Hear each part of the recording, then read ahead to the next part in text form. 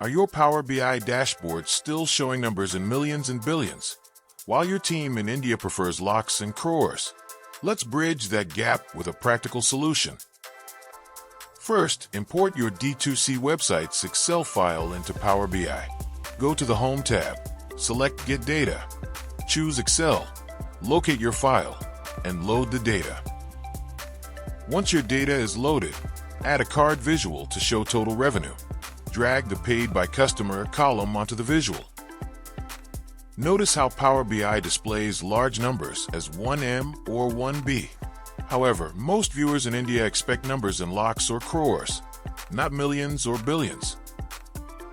To fix this, create a custom DAX measure.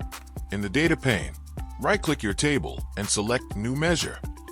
Paste in this formula.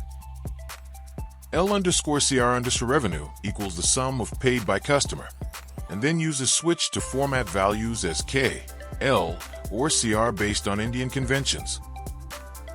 Replace the default revenue field with your new measure in the card visual. Now, your dashboard displays revenue in familiar Indian units.